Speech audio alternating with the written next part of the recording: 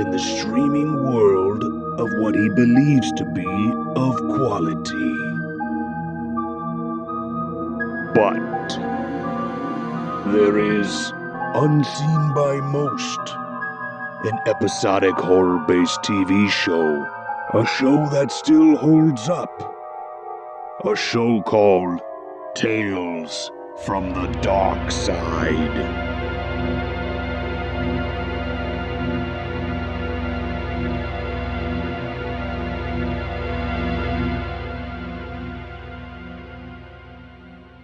My wife and I are vampires, creatures of the night, forever undead. This is America, not Transylvania. It's 1935. Welcome back to Talks from the Darkside, the podcast where we talk about Tales from the Darkside, the 80s horror anthology television show created by Richard Rubinstein and George Romero. I'm Joel Escola. I'm Sean O'Rourke. And I'm Chris Barr. Today we're talking about Strange Love, directed by Theodore Gershuny and written by Edith Swensen from May 11th, 1986. Welcome to Delia Dietz's house, guys, because this looks right out of fucking Beetlejuice. You think so? It's not like I bought that sculpture. It's my sculpture. I made that. Very Art Deco. I think this takes place in the 30s, so maybe it's for the time, but I thought of Beetlejuice instantly. Yeah, I guess maybe the 40s. Is it the 30s? Oh, yeah, 40s? the doctor comments. He says it's 1935. Oh, yeah. Oh, I didn't catch that. Makes sense. Yeah. Oh, wow. Little Dadaism or something? Maybe, yeah. They try to... Hey, we'll talk about it, but I was at first thought it was a period piece, then I didn't think it was a period piece, and then when he said that, I was like, oh, I guess it is a period piece. Well, the Civil War's mentioned, but there's right, less impact if it's in like the 30s or 40s. Well, right. Exactly. That wasn't that Like, long ago. 20 years ago? Exactly. Seriously. So yeah, Theodore Gershuny's back on the show, resident or alumni of Tales from the Darkside in terms of directors. Oh, okay. Yeah, he's done a few of these, and it's like, I know we make the joke every episode, but it's always fun seeing the overlap in Tales from the Darkside, Monsters, and Ted Gershuny is one of the regulars. 100%. He also directed Silent Night, Bloody Night, which we covered last year for Trashing Through the Snow, which you can check out if you're into that. Yeah, Sure, check out the episode. With Silent Night, Bloody Night, that movie plays out like a long Tales from the Darkside episode, kind of. You're right. Yeah. Or like a 70s Tales from the Crypt style episode. Yep. Yeah. Yeah. No, that's true. But he also, of course, there's crossover with Monsters, and he directed one of our favorite episodes, Holly's House. Yep. Oh, you've been talking about that one for a really while now. Excited to get. Oh, to just that. wait till we get to that. It's so good. This song will be stuck in your head for like a month. Oh, God. Where's that house where the kids always show up? How about a nice slice of birthday cake? Zero I love it and hate it at the same time. We'll get there. People watching will know what you're talking yeah. about, even if I don't. So the writer. Now we're going to talk about Edith Swensen in this episode, but she's going to be coming up again for not the next episode, but the final two episodes in the Tales from Darkside season 2. Now she's wrote a bunch for Tales, and she wrote a bunch for Monsters as well. She did The Trouble with Mary Jane. And she did Strange Love this episode, obviously. The Unhappy Medium, which comes next. Yep. And then the last episode of the series, which is The Casavan Curse. Or The Casavan. We'll get there. Casavan. We'll get, yeah. Yeah, Casavan. Casavian. a few of those are very different, but two things from two of those episodes are similar, and now that kind of makes sense.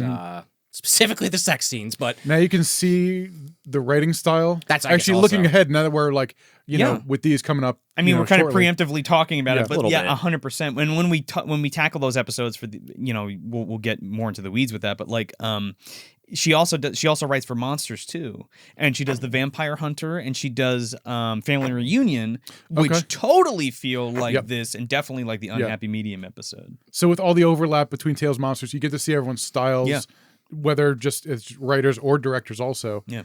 It's fun kind of like knowing who you're in for and seeing what's ahead. You also get to see who evolved and who just wrote the same shit over and over again. It's also interesting too because she not only does she close out the series, but she writes three of the 4 last episodes. I wonder what happened there. I don't know. Were they like rushing to get it together? They found a new writer. Here, that's your whatever. I don't know. Yeah. Maybe she came in and she said, "I want to be a writer," and like gave them all the scripts. I don't know. But all in all, it's like, with these last couple episodes of the season in mind, they're pretty good. Yeah. No, yeah. I was just thinking too, like this is also akin to the Monsters episode "Desirable Alien." you remember that one? I don't remember that with one. the satyr and Debbie Harry makes Okay. a cameo. Yep. Oh, yeah, Louise yeah, Guzman's that's- in it. yep. Oh Yep. God! Yeah. What a fucking cast! Yeah, man. Star-studded cast. It's I good love stuff, Louise. man. And just to put a cap on that, she wrote like a majority of the Charmed episodes, like a bunch wow. of them. Oh wow! Okay. Maybe not a majority, but a lot of them. Oh wow. But yeah, before we get into this, can you read the Fangoria let's do it. synopsis from the actual Fangoria issue that it has the Tales from Darkside episode guy featured? All right, in it? let's see if I can find it. Where is it? Oh, Sean, you were right. Yeah, 1930s Doctor. Yeah. Okay. There It's it is. a throwaway line. I totally missed that. Okay, so responding to an urgent plea for medical assistance, a 1930s doctor makes a house call to a married pair of vampires. Spoiler. After patching up the female bloodsucker's wounded leg, the doctor's chained up by her fanged bow. Despite the awkward circumstances, a romance develops between the doc and the lady vamp. All right, you got spoilers and a weird way of describing this episode. Yeah. You got Medico and Bo in there, and it's like, all right, They're really trying to holy shit, yeah, that is some. fluff this It's up. like That's the fif- editor. Southern 50s Yeah. lingo. Well, we got vampires. There's the big spoiler. Yeah. Yeah. Boop. You get it in the first 5. Yeah. But yeah.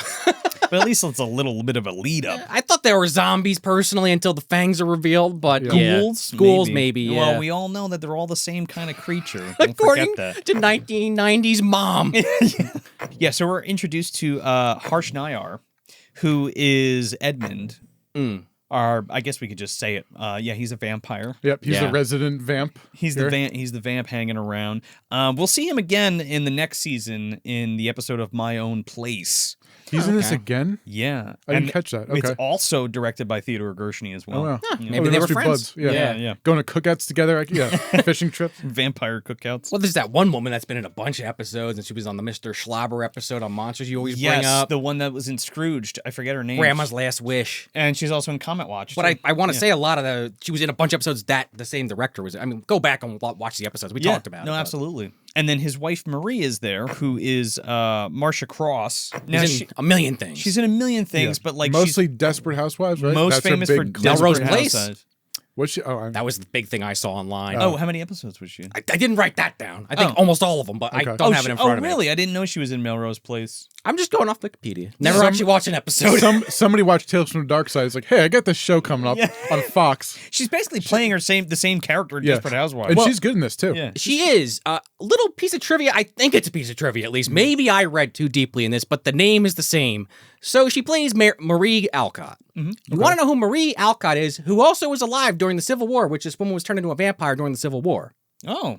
The real Marie Alcott wrote fucking Little Woman. So is this supposed to be No shit. Marie Alcott who wrote fucking Little Woman who got turned into a vampire? I'm loving this Frankenstein Unbound shit. Well, it's actually Stephen King Unbound because the year before this in Stephen King's Golden Tales, she also played Marie Alcott. It might even have been Weird. it might have been filmed the same year. that's 'cause- fucking bizarre, man. Yeah. And the yeah, that's really weird. Because the Golden Tales thing, that's like that was just like It's Golden Tales is an amalgamation That's of, what I read, of yeah. Stephen King Stephen King written Tales from the Dark yeah, Side. that's like Okay. just a sort of like a compilation. afterthought of like anthology. So maybe and it was stuff. just this But inside still, that's- there, no, but I didn't that's see weird. his name attached. It was to a this. way for World Vision to make another buck. Yep. Off, Okay, off okay. the Tales Oh, from the that's Dark Side. that's a good bit That's of a weird That's trivia, a right? really good trivia. If that's what they're going for. And I love that because that's like fucking Dracula Unbound. it is a kind of little. adjacent too. So I get Also, that turns this into a biopic. yeah. right, Yeah. what happened to her when she died, Put supposedly? that in pocket. She fucking turned into a vampire, I guess. And so anytime Little Women comes up, like, oh, you know she was a vampire, Hey, right? did you know she wrote that, right? And then she became a vampire. Just like Mary Shelley wrote Frankenstein Yeah. and then was abducted by Frankenstein. Exactly. Also, she's famously in the Slicer episode of Seinfeld, before I forget to mention that, which is probably one of the like top 10 episodes in my opinion. I've never seen this. Can you break well, it down okay, for me? so Or she- like what's so funny So about specifically, she plays Jerry's girlfriend in that episode, and she's a dermatologist. He doesn't know that initially, and her whole thing is, I'm a doctor, I save lives. And Jerry's like, you're a fucking dermatologist. Come to find out, it's skin cancer she's a dermatologist for. But some other classic parts of that episode is where Elaine gets locked in her apartment because there's an alarm going off next door, and Kramer basically shorts it out. It's a whole thing. Also, it's the episode where George gets his job with Kruger and sees the photo of him in the background of Kruger's family photo and has it airbrushed out, but they airbrush Kruger out. And George is still, it's a whole thing. Yeah, he looks all like cell shaded. He's Yeah, like drawn. yeah. And yeah, he erases the wrong guy. Yup. His boss gets airbrushed out of the photo, then he has to put him back in. Yeah, so yeah. somebody like hand draw. It looks Like all Mr. goofy. Bean? Yeah, Yes, it looks so goofy. And there's more to it, but the final note on why it's called the slicer is because Kramer doesn't like the prepackaged deli meat, so he gets his own slicer. I don't like those Lunchables. Yeah. At one point, Elaine even uses it to fix the heel on her shoe. But anyway, that's what she's also in specifically is of course Seinfeld and a million other fucking things if you look her That up. is a solid up. Now then, I didn't know that was all. I in know, that one right? episode, Like all those bits are great. That's crazy. And literally at the end, they're feeding Elaine the fucking deli meat under the door because she's locked in her Oh, room. that's right. Yeah. So Maria, Yes. who's played by Marcia Cross. Or Marie. Marie, excuse me, played by Marcia Cross. She's dancing like in the moonlight with, I guess, and she like twists her knee or something. This is such. I actually have it written down in my notes. Yeah. Weird beginning, quick scene. It's like this is like it's like a 3-second shot. We get the credits. Well, first it's Edmund. Yes. Like looking off into the off camera. Yeah. And then there's like just a real quick clip He's of like smoking a cigarette. Yeah. Yeah. But then she falls over, and then that's the scene. That's it. It's She's like it's like a 2-second shot. she's like dancing on a balcony and like twists her knee or Yeah. something, and you're like, oh, she broke her leg. It's like so abrupt. Yeah, I'm like, well, what? you cut right to the doctor after Yeah. that. Yeah, with Patrick Kilpatrick. By the way, What a name. this guy fucking rules. This guy's in everything. He's in everything. another one. He's Leroy in the Toxic Avenger. He's one of the guys in the Mexican joint with Yep. like the split paint on his face. He's one of the teachers from Class of 1999. yeah, I was Ah, With like the okay. rocket launcher arm. Hell yeah. He's in one of the substitute sequels. Yeah, in Substitute 3 he's in. Okay. Or maybe he's in Beastmaster 3. And they all sort of blend together. Yeah. But he's also the dad in the cellar, which I really like. Okay. Yeah. I mean, don't ask Kevin S. Tenney about that movie because he like came in to fucking like fix it or something. But I think it's fine. But yeah, this guy's in a lot of good stuff. And Yeah. it's like if you've seen him once, you know, be like, oh, he's in everything. Skinner Yeah. Cop. Yep. Oh, yeah, that was the other one I read. But yeah, he comes in, Edmund, and again, you might know he's a vampire. You're not really. Just he's very pale and he's dressed in a particular way. Right, but he's like, so he's knocking on the door. He's like, "Oh, I'm sorry to disturb you. That it's so late. Can you come with me? My wife's leg's broken." And he's like, "What are you talking about? You got to go to a hospital if your wife's leg's broken." He's like, "No. You No, we have need to come. we're a special. We're a it's- special. She's very classic. My wife is very old school. Like you got to come to the house." And he's like, "Okay, I guess whatever." And so he goes. Patrick Kilpatrick, who is Philip. What's his name? Philip. Dr. Philip. Dr. Philip. I don't know. I just wrote doctor in my notes. Yeah, I mean, if you really look at the credits, I'm sure he has a last name. I mean, they call him Phil. I mean, his name is Philip something. Dr. Phil? Dr. Phil. Oh, God.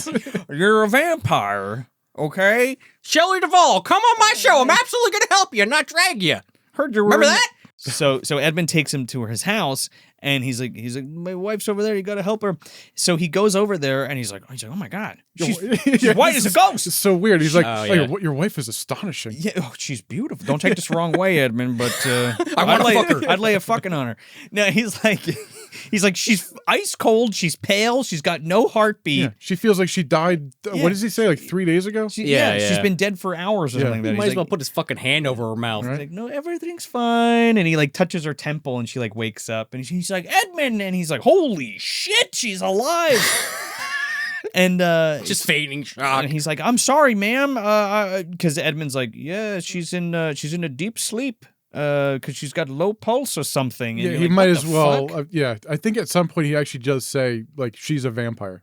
Well, Doesn't he? Well, the thing is, when it's he, weird here. he looks at her knee, and it's all fucked up. And he's like, oh, you got some fucked up cartilage there, ma'am. And he's like, look, I'm gonna straighten your leg, but it's gonna hurt. but it's gonna hurt. And just we all know that they're vampires, right? Yeah, But I'm yeah. thinking to myself, like, shouldn't she just be able to heal regularly? I guess it's like just faster healing, like not accelerated, but like just a little bit. Or it's weird. gonna heal weird if he doesn't fix the bone alignment. Anyway, And they're like, you have to stay here and take care of my wife. It's like she can't go to a hospital, but she can't leave, so you have to stay here. Yeah, Chris, you're starting to describe a lot of the problems I have with this fucking Yeah. episode where they're just like, yeah, it's a vampire, but we haven't actually read any books about vampires except for like they have fangs and there's some blood involved. yeah, I don't know how she's like healing herself. Like, why is she not like Donald Logue in Blade gets his fucking hand cut Yeah. off twice, Right. and it grows back and he gets burned to a crisp, and he never needed a He's doctor. still making jokes. He didn't need a run doctor. around. But yeah, it's already off to like a rocky start here. Edmund has him there, and he's like, now you're going to be my slave. We are your masters now, or some shit. Because you've You're like- seen us. And you're like, wait, what? And they have to keep him there because Edmund wants him to care for his wife in his house Because reasons. So he chains him up. Like a literal dog. Not that I'm advocating for that, but that's the visual with the chain collar around the neck. He's like, you better fix my wife's leg. It better not be disfigured. She has to be beautiful for all eternity. Yeah, there's like this big like exposition dump when he's like telling his whole master plan and what does he say? He's like, this is America. This isn't Transylvania. Yeah, he does say that. I was about to bring that up. Yeah. I guess implying that he's actually from Transylvania. I don't know. It's like some Troll 2 level of delivery. Not great. And he's like, we're vampires. We exist. Look at us. We're beautiful. And he's just like, that's great. Can I go now? And he's like, no, you'll be chained to the fucking We wall. gave you a little dog bed you can sleep on. Now we're gonna go into our Dr. Five's coffin where they have this gigantic huge. fucking Huge. coffin. It's a double wide, and they're like, see you in the tomorrow night, doctor. And the fucking thing closes, and he just, I don't know, I gets to think about his plan of escape all day and night. I guess. Like, why not just give him 2 coffins? 2 normal-sized human coffins. I don't know. I like sleeping with my partner next to me. I mean, in like an 8-foot wide coffin, though. It's not like they're It's a having double wide, dude. It's not like they're snuggling or having sex. They literally go in there to fall asleep and I then they know. come out. Yeah. Okay. Well, later, if the fucking coffins are rocking, don't come a knocking. Guess they need the extra room. Yeah. Can you flip over in there? Move your leg. So he wakes up and it's nighttime and the coffin opens, and I like this. It's cool because Edmund comes out with Marie and he like pantomimes like pulling a curtain down and the curtains close, Yes. which I thought was cool. All these little like tricks. All these little that he loves It's like the you're tricks. confusing vampires with like magicians at Yes. this point. Well, Like you said, vampire, like not reading a vampire book. It's Yeah, like, it feels like that. Or you watch a few movies and you're like, I think that's what it is. well, it's also like that. Deluminate. Yeah, he like disappears and shit. At Oh, some yeah. points. I mean, that's a safe budget, obviously. Of course, but yeah. just put a fucking cloud of smoke in there or something. Imply that he turned into a bat, not just he disappears to go hunting. Yeah, Because it's that's like, all right, everybody stay still. We're going to cut the frame Yeah. here. Yeah. Poof. And he like pops out of It's existence. like we do it right now with one of us just like stepping out of frame and just, wow, Chris, it worked. vampire magic. Oh, It's Edmund's back. Yeah, Oh, wow, yeah. pretty incredible. Just like the show. Yeah.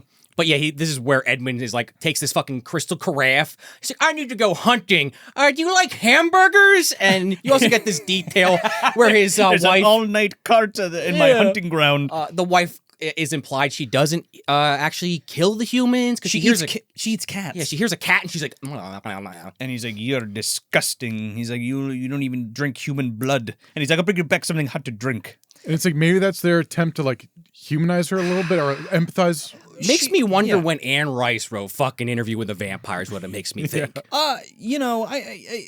I don't have a problem with that because she's like because No. they took this innocent guy. The whole thing is though she sees this dude and she's like, oh, he's fucking hot. Right. I don't want him to die. Yeah. I don't want to eat this dude. I want to like live the rest of my life with this guy instead of fucking Sure. Edmund over here. But they have like no like it's like sure there's like chemistry written into the script and Sure. everything, but it's just like for where we are in this episode, it's like they've met each other for like 20 seconds. But like vampires have the allure and the hypnotizing. That's true. Not Yeah, even good that point. she even says that. Like not even that she has to hypnotize him because she's fucking beautiful and she has that magnetism. And he's just like, "Wow, you're fucking beautiful and I love you" or something. We also don't even find out if this guy has other family. Like, in my headcanon, he's got like a wife and kids at home. They're like, where's Philip? Oh my yeah. God. He doesn't Dad's mention chained that. up in somebody's house. Yeah, He doesn't mention that, so I think he's just like a single swinging dock. probably. Yeah. Marie gets cozy. She's like, oh yeah. She says something about Edmund, like he's always using these vampire tricks and shit. And without skipping a beat, she like waves her arm and the lights go down. Yeah. She's like, how about you light those candles, you sexy mother?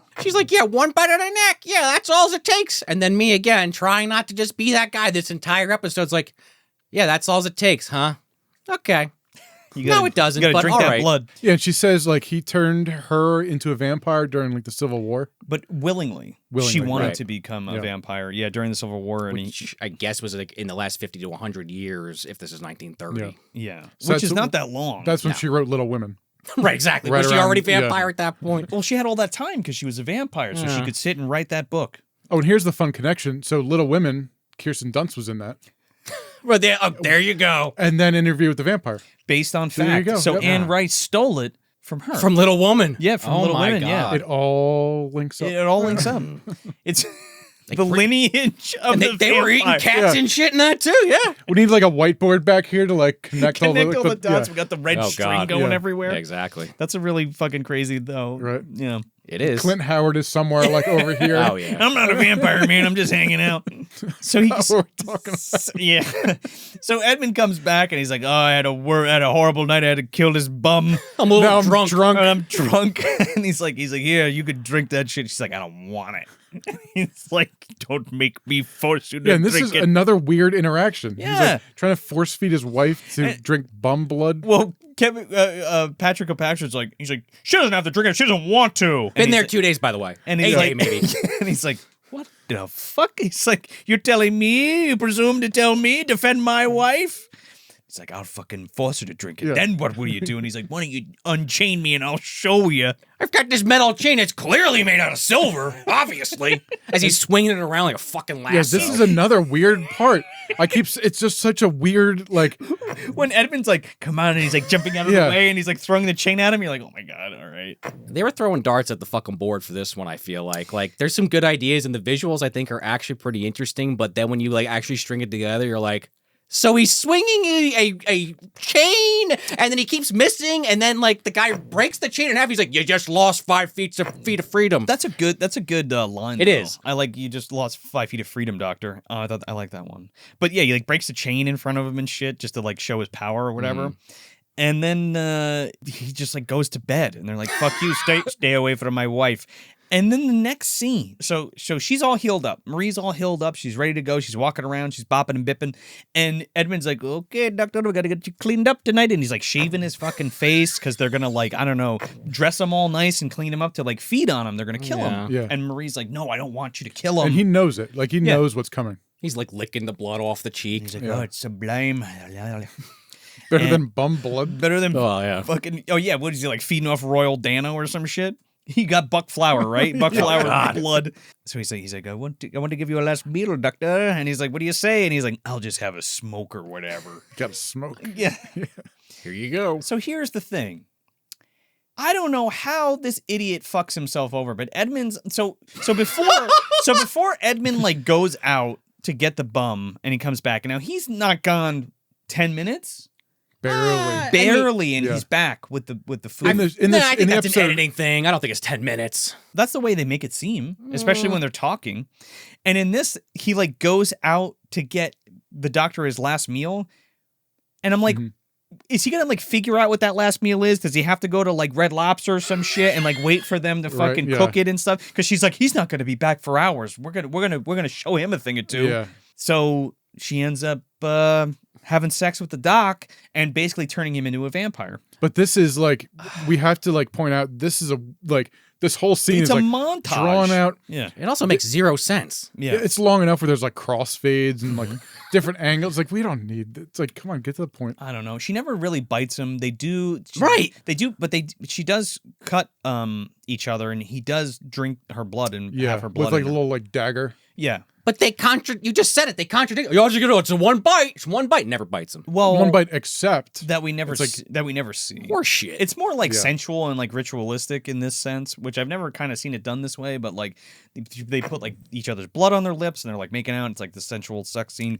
I mean, I'm joking about how I don't like it, but it actually kind of lines up with vampire shit on some level because Yeah. there is that sexuality. It's just Well, no, there's also the imbibing of the blood too. Yeah, is here is what I'm saying. So it's not completely out of realm, but we don't get we don't get the- enough of it. We don't get the classic fangs in the neck thing no. for budget reasons. for budget reasons. Or yeah. or biting the arm and sucking again. Yeah. That maybe that's But a we step have plenty too of far. white fabric and silk and plenty of slow motion. we got a fan. Yeah. Oh, God. Hey, Gary, turn the fan on. Gary, hit the fan.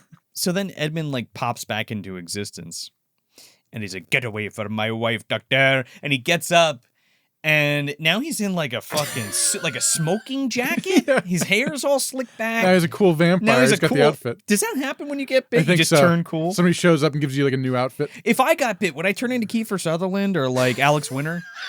Hopefully not Alex Winter because goodbye, Joe. Well, this is also true. Maybe Billy Worth. Maybe I'd like to be Billy Worth in that I equation. mean- I grow all my hair back. I was Be gonna sweet. That would be cool. I was gonna Yeah. say Blacula, but he already had some pretty good style before he got turned into a Also vampire. true. What he had to suffer in a fucking coffin for 200 God, years that's fucked up. I forgot about that. of his thirst.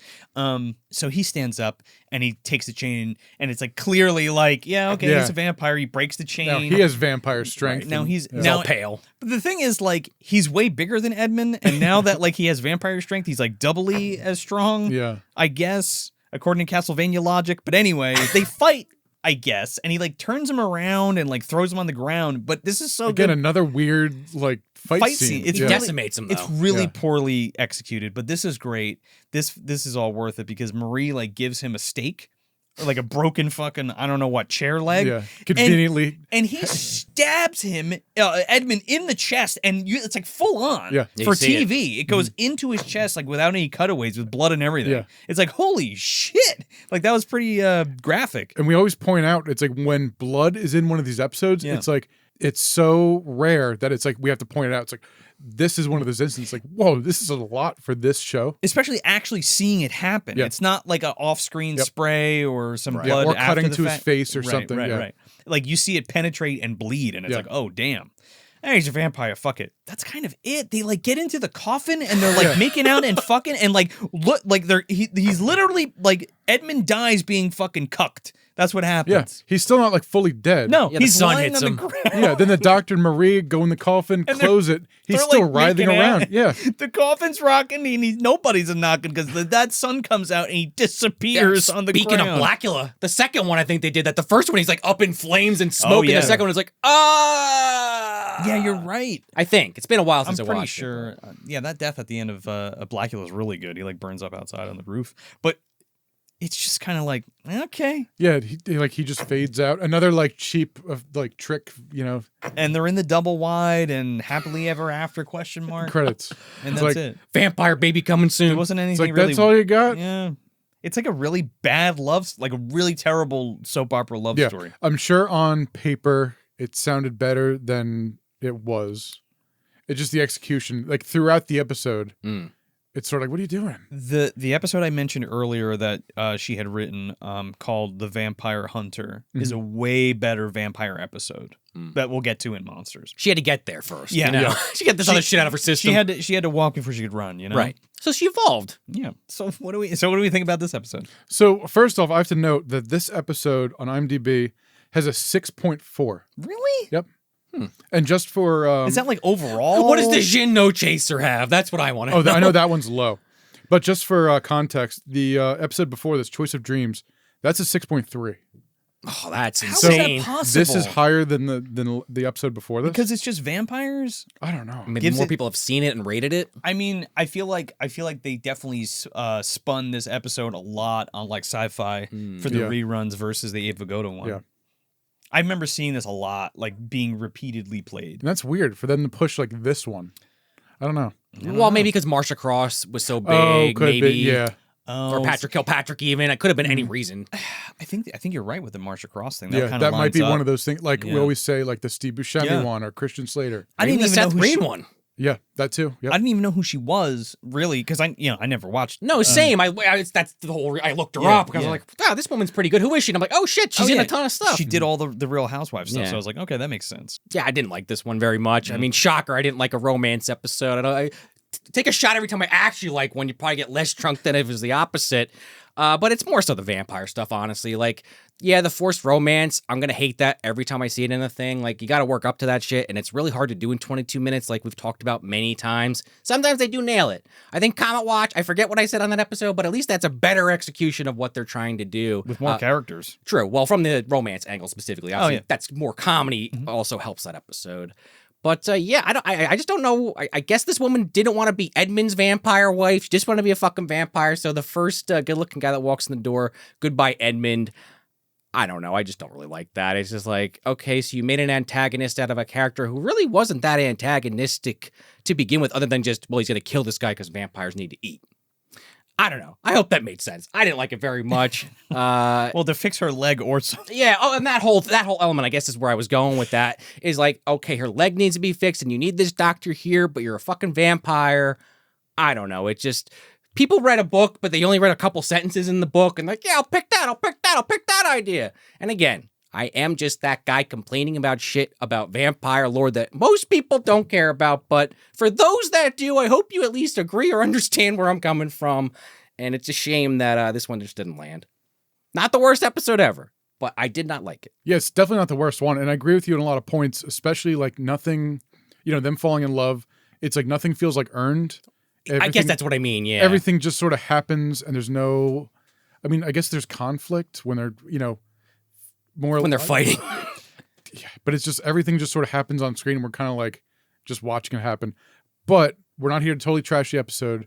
It's like there are some elements that I think could have worked. Again, like we have some great actors in this that just given the source material that they're doing what they can. No, that's true. And they're good in everything else they do, but something fell flat here and it's like I don't know what it stumbled somewhere along the lines and it never got back on its footing. So I don't know, I think it tries to be like way too artistic.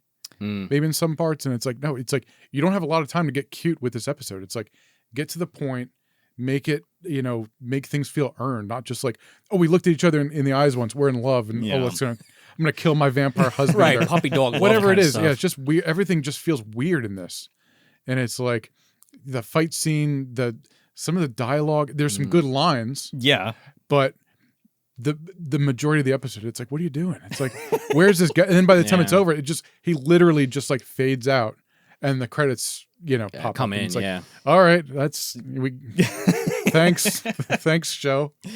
But, do you think it's a skip, or I might skip this one on a rewatch? I don't know. It's like it's not a total. I think it's just executed really poorly. Yeah, but I don't know if it's a skipper. Not quite a skipper. We've had skippers where it's like, oh, totally, this one's a skipper, but not this one. Just to that point, and I'll start my final thing. But like, I don't skip it. Actually, I think it's good enough to watch. Yeah.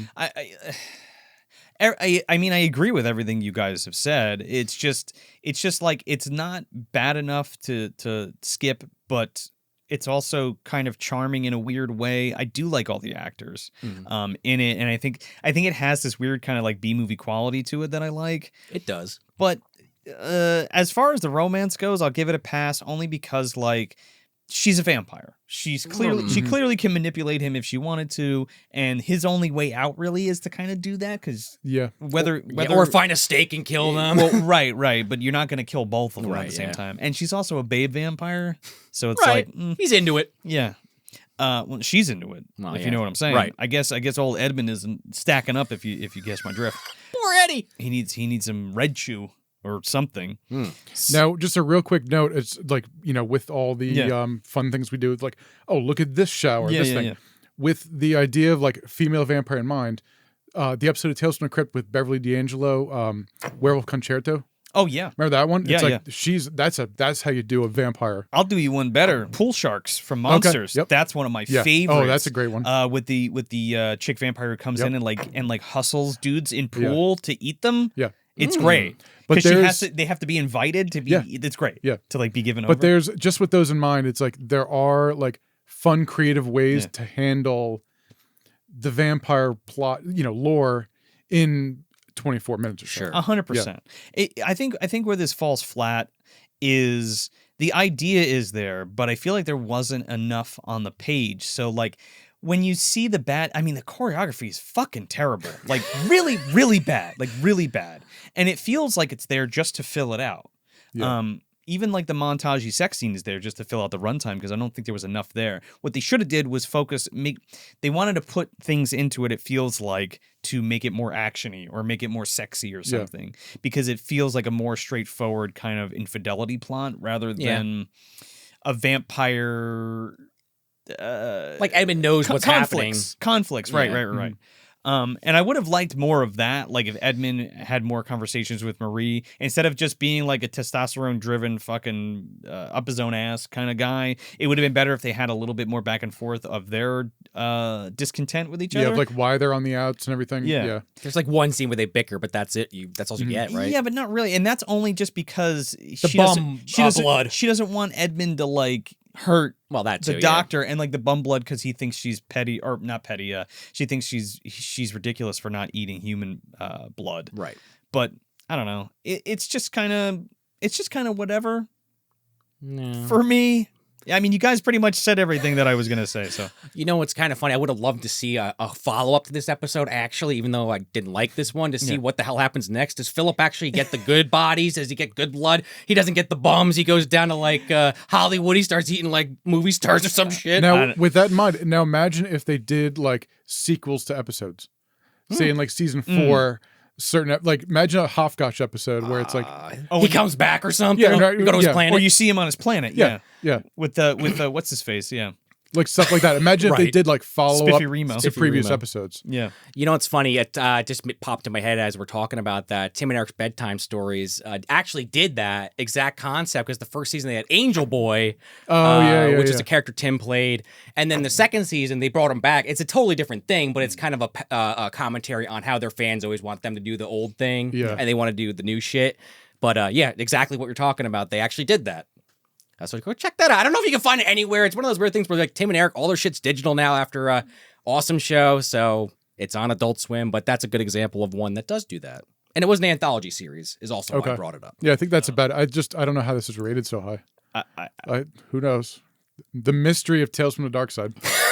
I don't know what you guys are smoking out there, but this is not even close to that to a 6.5. Let us know in the comments if you Yeah. agree or disagree with that rating. Yeah. But Chris, you got some Midnight Madness stuff coming up. Why don't you tell us about it? Yeah, I got lots more Midnight Madness coming up, more movie screenings, secret movie screenings on VHS. So there's always something ahead that I'm doing. So check me on Instagram, tape_hell, and see what's coming up.